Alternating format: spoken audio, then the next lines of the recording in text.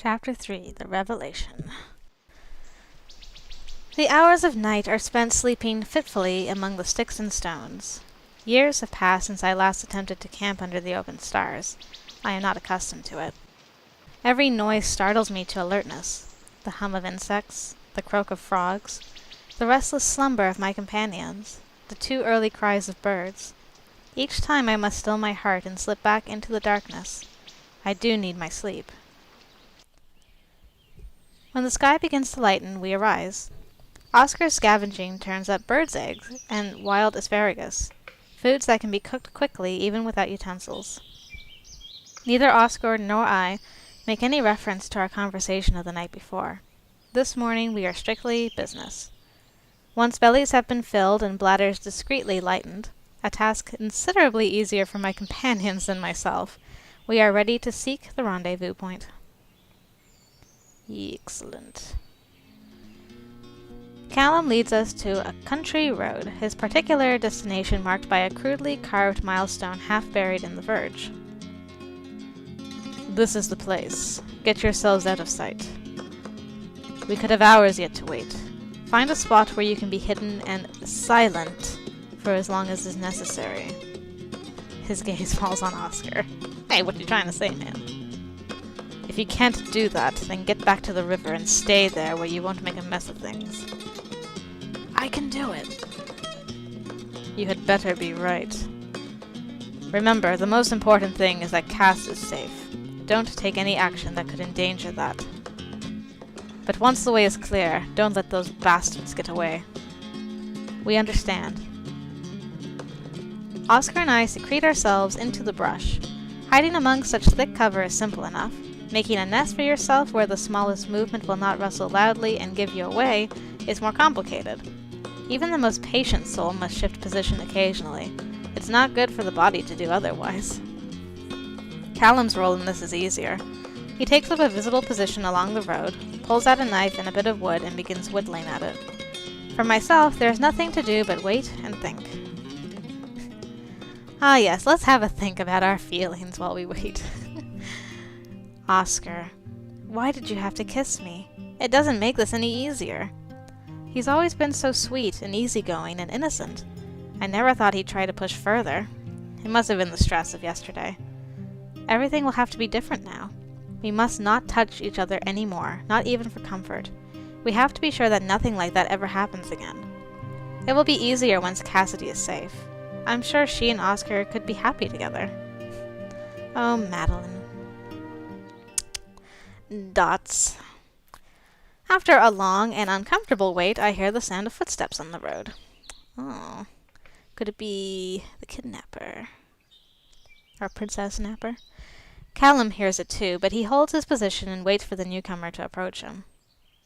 Waits, that is, for the newcomer to come close enough that Oscar and I may see without giving ourselves away. Who is it? Almost close enough. A single person in palace uniform. Dolores? Yes, Dolores? What? The page stops at a small distance from Callum, close enough to talk, far enough that he can't make a grab for her.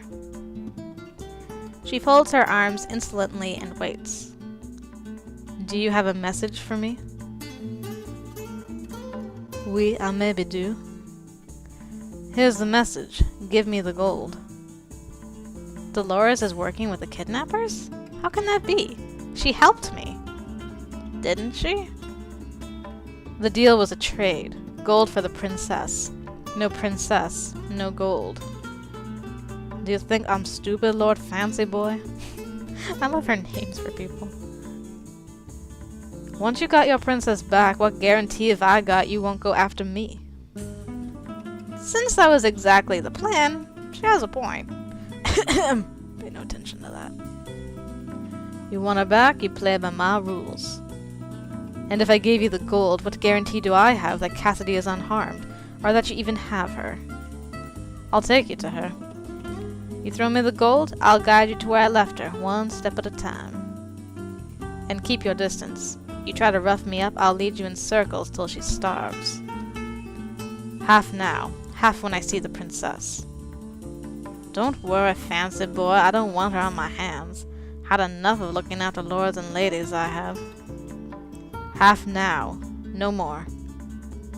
Fine, throw it over. A sack of coins lands with a heavy clattering at her feet. She opens it to check the contents, then, apparently satisfied, smiles.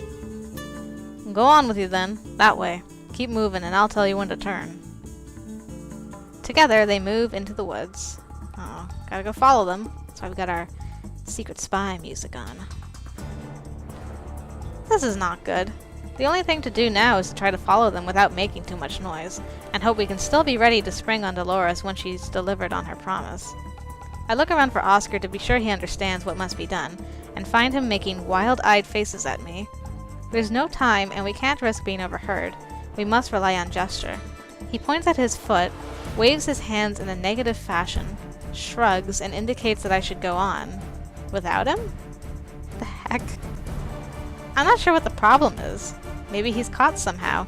Or maybe he's neglected to shift position earlier and now his feet are too numb to stand and move quietly. Whatever the cause, he's out of commission. I will have to tail Dolores on my own. Oh boy.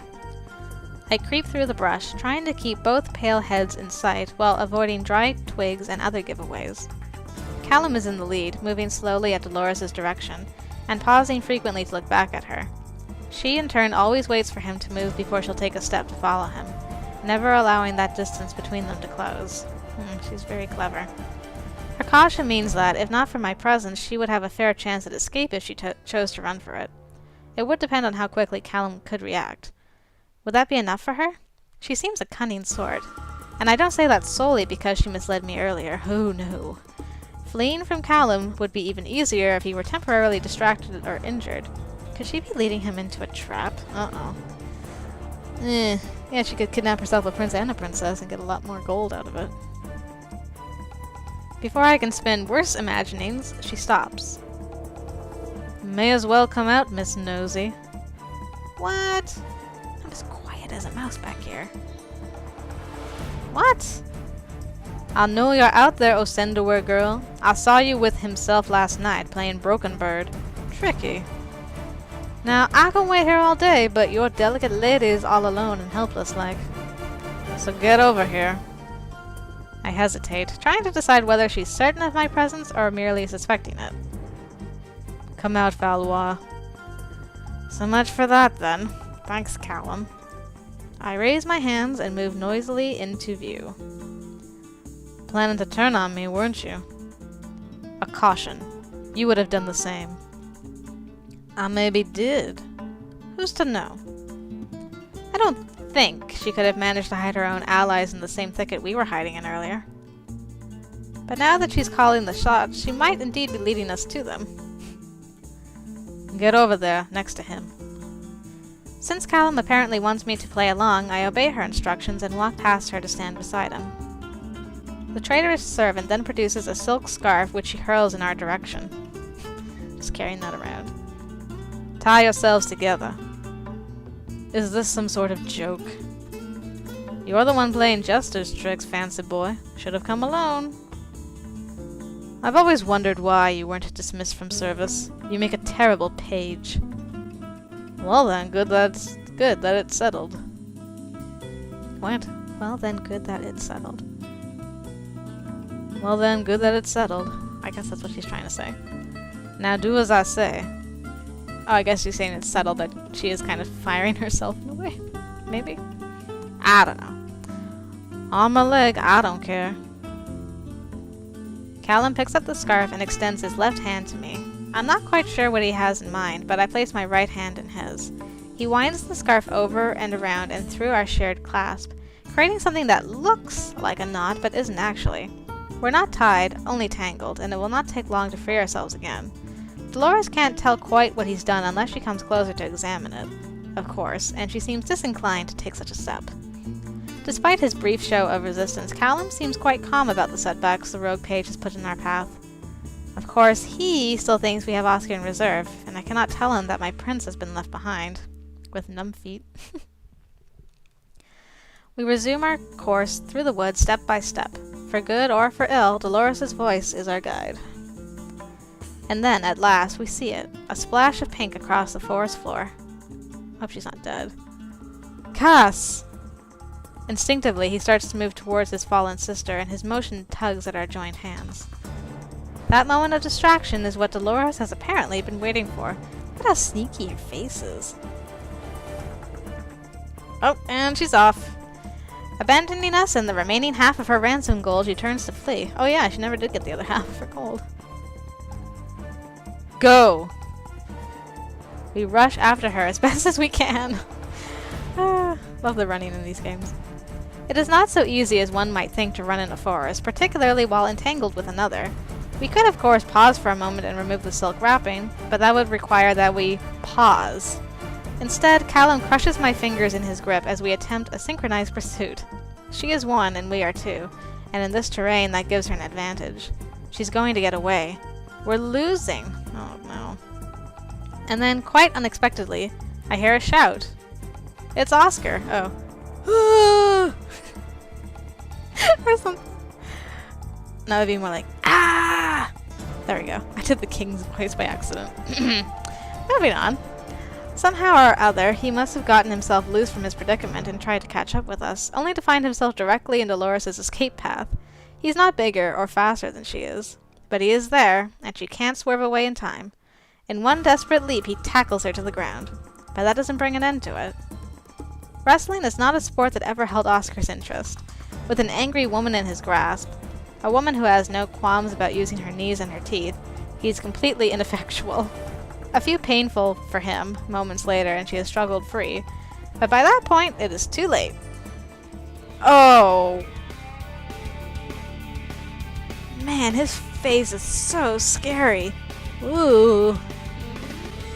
Callum has a hand in her hair and an arm around her neck. Oy. This is the only payment you'll receive. Oh my! Tears and shaking. Her eyes bulge as the pressure around her neck increases. Dude! Stop! Don't kill her! I told you I wouldn't murder for you. We've caught her. That's enough. A traitor deserves death. So tie her up and bring her back to stand trial. Looks like you haven't told them. Her eyes roll back into her head and she sags in Callum's grip. No! She's only unconscious. Oh, well that makes it alright then. He takes a deep breath and lets it out. Well, so be it. Tie her up if that's what you want. We have to get back to Cass. Between us, Oscar and I handle Dolores' limp body, binding her with a discarded silk scarf. She is not a very substantial woman, more wiry than bulky, and easy enough for the two of us to carry. So, Dolores was the mastermind all along? Could she really have overpowered Oscar and spirited off Cassidy all by herself? I saw them struggling here in the forest. I can imagine she'd get the better of him eventually in a brawl, but disabling him too quickly to cry out, and then dragging the princess away, keeping her hidden, leading me on a merry dance, spying on Callum, setting up a ransom exchange? That's a lot to manage for a rough-spoken girl who's never progressed past the rank of page. There must be more to her story than I'm seeing. Who sponsored her to royal service? Why hasn't she been either advanced or dismissed?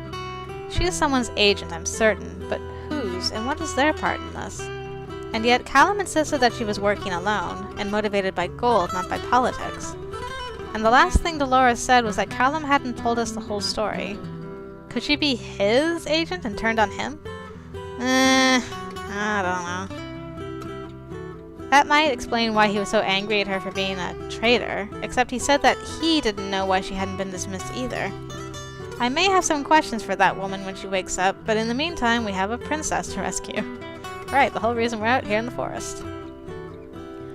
We return to where we first spotted that telltale glimpse of pink fabric in the forest. There Cassidy lies, quiet and unmoving, at the base of a tree. Not a fairy tale girl in a glass coffin. This princess's hair and clothes have been snagged by leaf and twig. Her shoes are gone, her stockings horribly stained, and she's tied and blindfolded with more of those silk scarves. Poor Cassidy. Is she alright? Do you have any hartshorn spirits? There is a faint moaning noise and Cassidy's head shifts. She's awake. Get her untied and sitting up, carefully. Oh, there she is. Callum hangs back while Oscar and I help Cassidy to her feet and remove the blindfold. What? Ah! It's alright. You're safe now. We've captured the woman who kidnapped you. Safe? But... She ducks behind Oscar and raises a trembling hand. He's the one that kidnapped me. What? She's pointing at Callum? What? You stole Princess Cassidy? No, not exactly. That is not Princess Cassidy. What? What are you saying? I would like to introduce you to my brother, Prince Caspian. What? Yeah, dots. What? Oscar takes a step backwards, sheltering Cassidy, or is it Caspian, behind him. I'm trying to see if it looks like a dude or not. There's too much pink going on. Oh. You are mad. It was you who attacked us in the garden. Is Callum our enemy? Or is he telling the truth?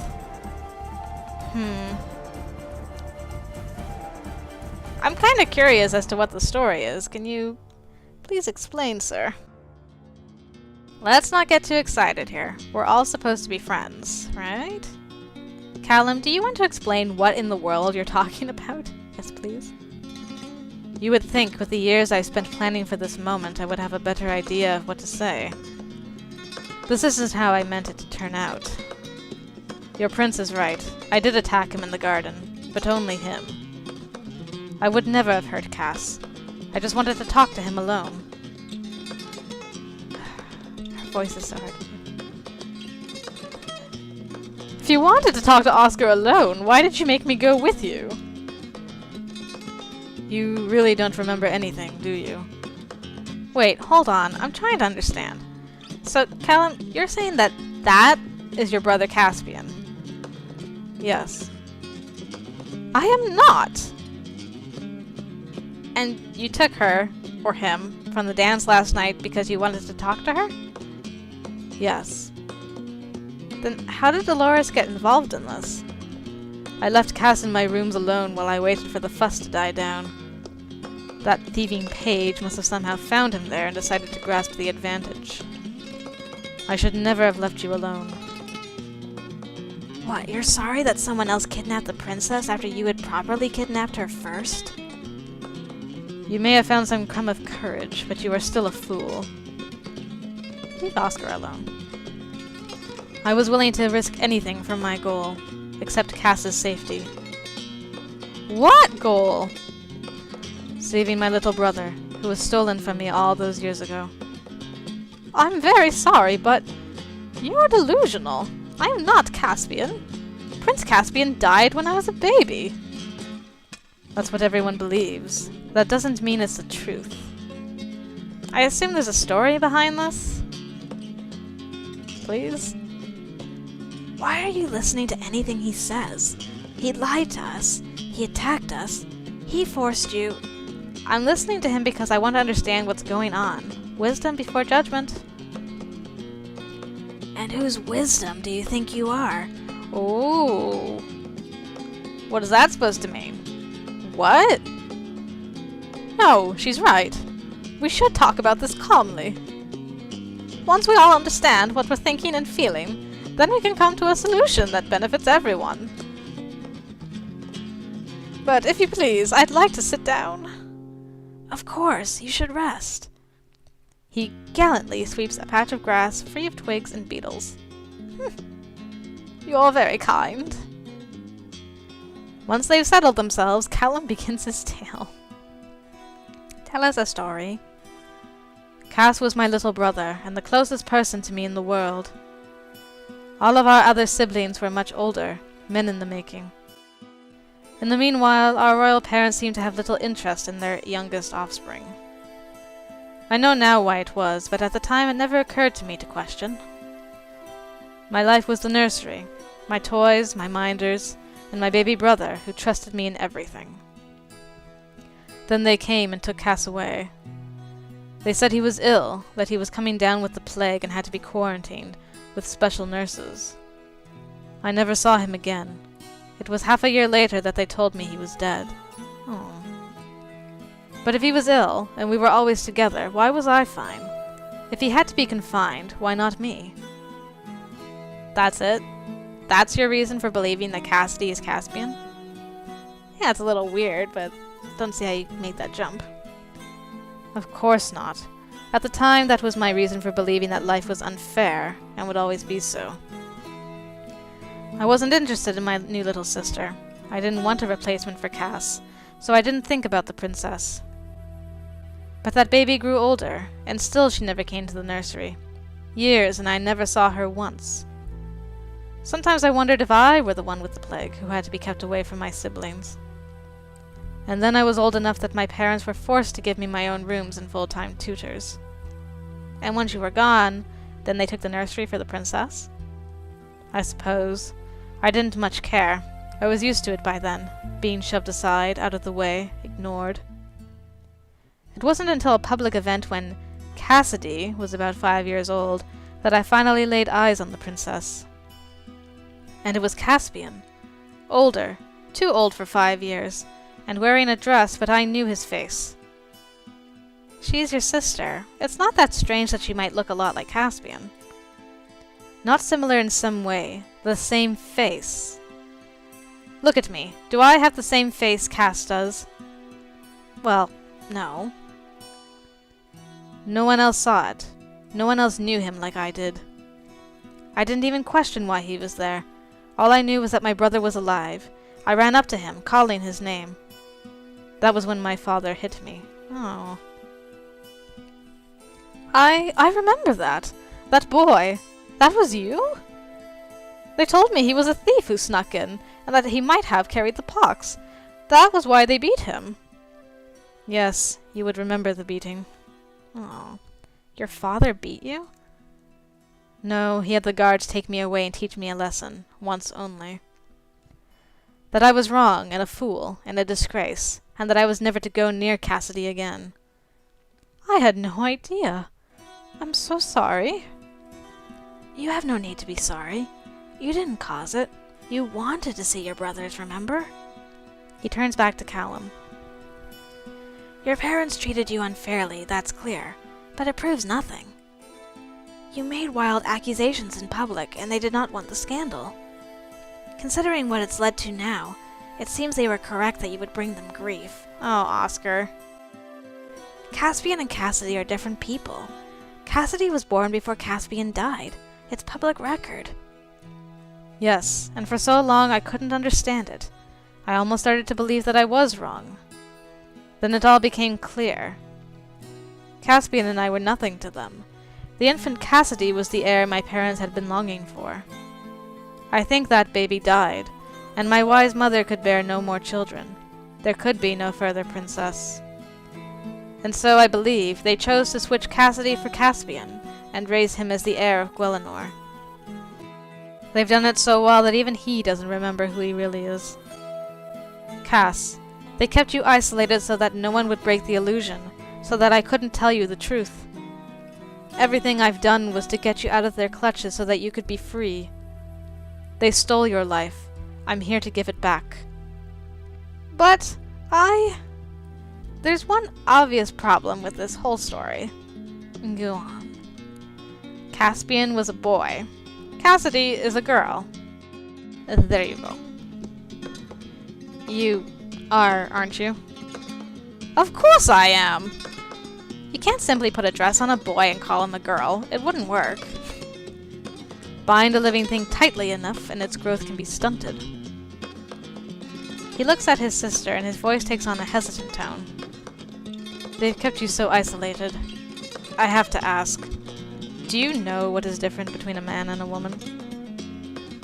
Men explore and conquer. Women nurture and defend. Not what I meant.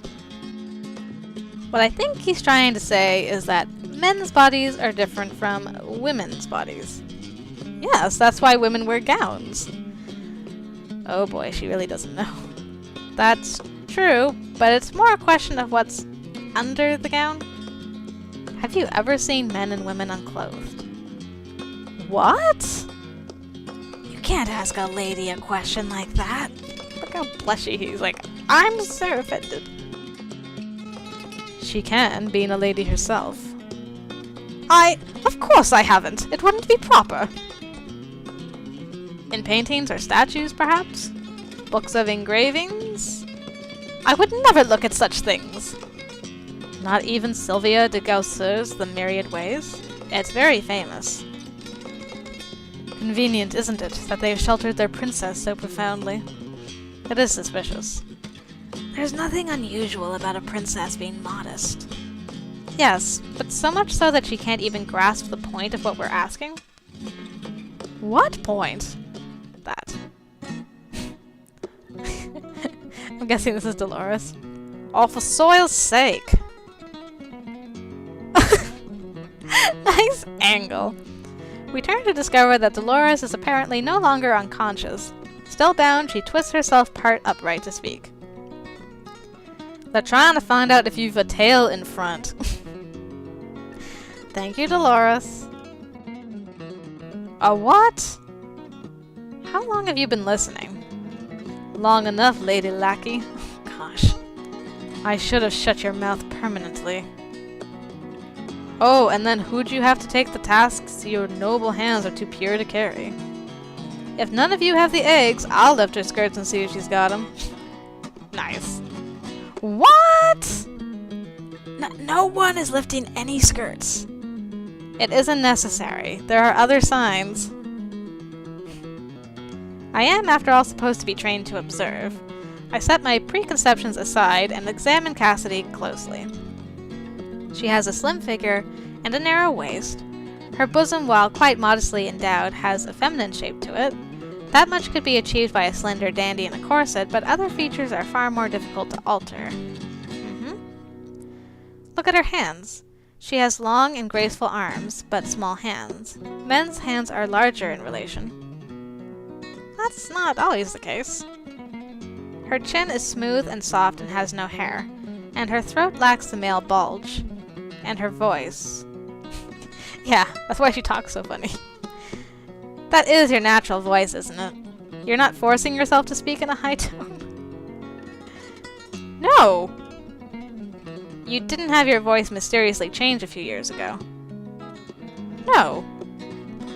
Well, there you have it then. She's a woman. I did tell you that. But you're Caspian. You have to be. Oh, poor Callum. Don't you remember me at all? The nursery. You and I. You used to stand on the window seat and point at things outside to make me tell you about them. You liked to watch me fire a catapult, or spin a top because you couldn't make it go as fast. Your favorite toy was a stuffed cloth purple dragon. You used to sleep with it. My favorite toy was a little blue bear that I carried around with me everywhere. I don't remember ever seeing a toy catapult, and I didn't enjoy spinning tops. Mostly I liked dressing up my dolls and having them act out stories. Oh. She walks closer and lays her hand on Callum's arm. I'm sorry, but the truth is Caspian is gone. I'm sorry. He sounds like he was a sweet little boy. I wish I'd known him. I wish I'd known any of you. I was always so lonely growing up. So you're really Cassidy? I really am. I can see the expression on Callum's face as he admits to himself, perhaps for the first time, that his baby brother is dead. Then everything. It was all for nothing. No.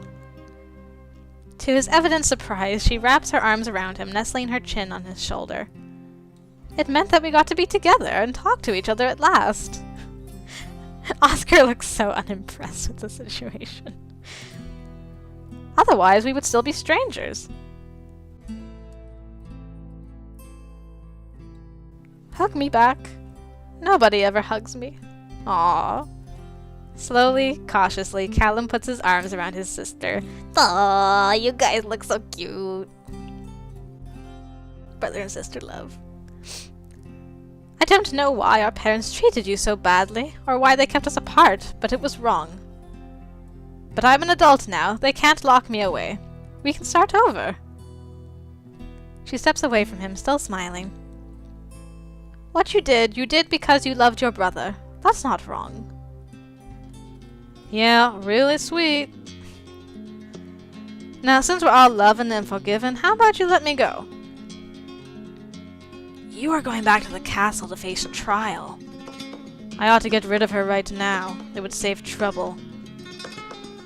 Because I can tell everyone that it was you who attacked Lady Fainting Blossom?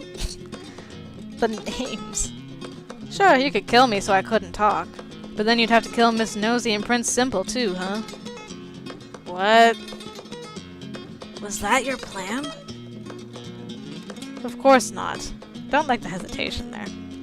My brother wouldn't do such a terrible thing. She's certainly loyal and forgiving, considering that she more or less just met him and he kidnapped her. Yeah, and you never met him before either.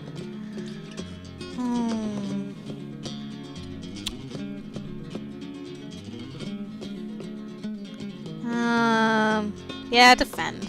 Poor Callum. Of course he wasn't planning to kill us. It wouldn't make any sense. He's outnumbered. With 2 on 1, it would be much too likely for one of us to defeat him or escape. If Callum wanted to cover his tracks that way, the smart thing to do would have been to leave Oscar in the castle. Then he could kill Dolores, then kill me, then hide the bodies, and Oscar and Cassidy would never know what happened. I pause, realizing that everyone is staring at me. Wow. Yeah, what? Sometimes your mind works in strange ways, but I love you for it. I find her logic refreshing. What were you planning to do with us then? If Cassidy were Caspian and everything went as you planned. None of this is what I planned. Ever since that creature put a stick in the wheel. What wheel? It's an expression, Taoja. Oh, forgive me, my lord. My years of letters must have slipped my mind again. There is another question. What would you have done with Caspian, if she had been him? Done whatever he wanted. I wanted to tell him about everything he'd missed growing up and help him find his own life again. Help him get out of the palace, or prepare him to confront our parents if he wanted. It doesn't matter now. No, it doesn't. We'll go home. We will talk to Mother and Father. This time they can't brush you aside. I won't let them. I will make them explain what they've done. So you see, it will be all right. Only, could I have some water? And something to eat? Of course. You didn't feed her? What was I supposed to feed her with? I didn't bring her royal kitchen. What did you eat? She laughs at me. I weren't hungry. I was going to be rich if I were light on my feet. If I made it, I could eat anything I wanted. If I didn't, well, it wouldn't matter, would it? No, it won't. Oscar, in the meantime, is still looking at Cassidy. What happened to your shoes? I think they're still in the palace. If she went through those tunnels without shoes, we need to wash her feet before any scratches turn foul. I don't mean to be trouble. You aren't. Let's get back to the water. There's nothing more to do here. We have, after all, succeeded in our quest. The princess is saved, and we are heroes. Yay! All is well.